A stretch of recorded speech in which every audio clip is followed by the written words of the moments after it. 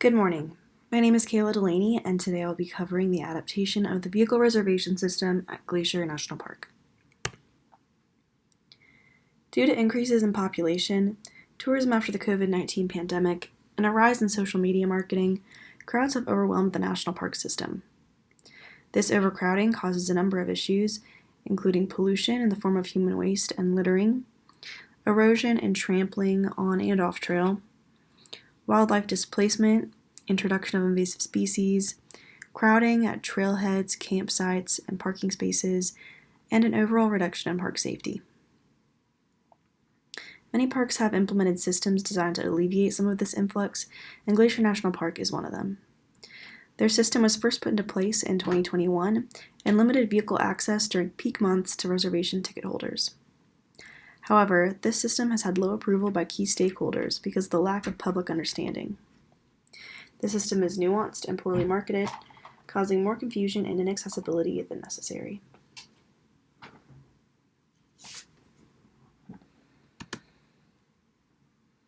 There are many stakeholders in this management policy, the foremost being the National Park Service employees who will be drafting and implementing the policy changes. Next are visitors to the park whose experience will be dictated by this management strategy and whose compliance will determine the strategy's success. Also significant are Montana residents, who are invested in the impacts of this policy both socially and economically. The Blackfeet, Salish, and Kootenai peoples occupy land in and around the park and are deeply rooted in this ecosystem. They may want to be involved in adaptive decision-making and contribute to cleanup or volunteer efforts to make the policy successful. Glacier is part of a larger habitat that includes surrounding national forest land, state parks, and Waterton, Canada's national park. The U.S. Forest Service, Montana Fish and Wildlife, and park officials, and Canadian Parks employees have a vested interest in the decisions of how this policy is implemented and how it will impact the greater ecosystem. Each of these government agencies will likely be interested and involved with the policy progression.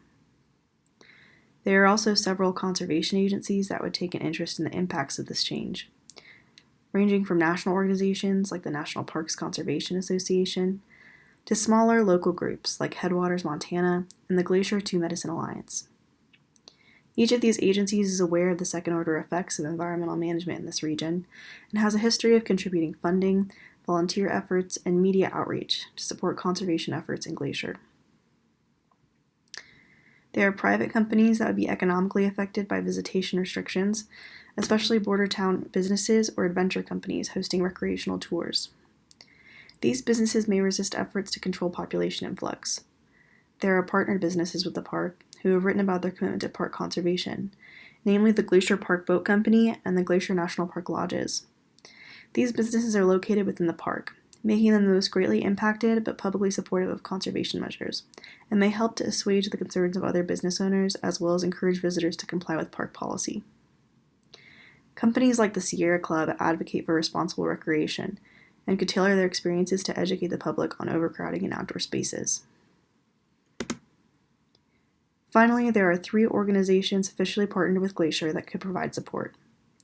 The Glacier National Park Conservancy funds management efforts and is involved with a lot of public outreach for education. This agency could help educate the public on the policy itself and why its use is important. Any funds could help place trash cans, provide backcountry bags for human waste, or build urine-diverting latrines.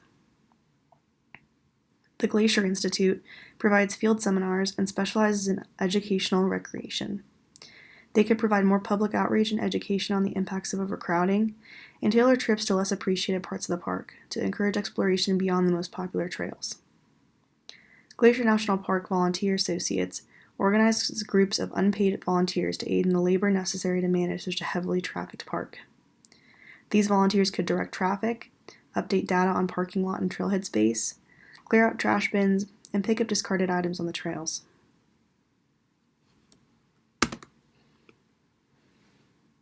The following is the vision statement for this adaptive management plan. Our goal is to preserve park resources, ecosystem integrity, and the visitor experience at Glacier National Park by managing public access via an effective entry system. There are 2 main goals in the development of this policy. increase stakeholder approval, and reduce or mitigate overcrowding impacts. The first goal is supported by several objectives: establish a marketing campaign, adjust the system itself, and communicate real-time information. A marketing campaign can be accomplished over social media, local news, or the park website. Adjustments to the system can be made to allot a certain percentage of tickets to be purchased by residents in person, increase expensive online tickets for non-residents, reduce staff needs by rotating what areas are open for exploration, and simplify tickets into morning and afternoon tickets. The current system has timed entry by the hour. Better flow of communication can be accomplished by creating a system to track trailhead parking and campsite availability, and displaying alternate routes in the event they are full.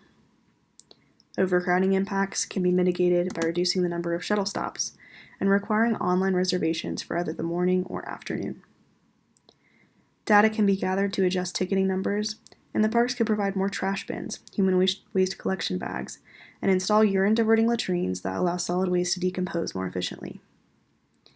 Using social media, media outlets, or park-sponsored classes to educate the public on the way overcrowding impacts, trampling, erosion, waste, decreases safety, could also help mitigate these issues. Here are my references.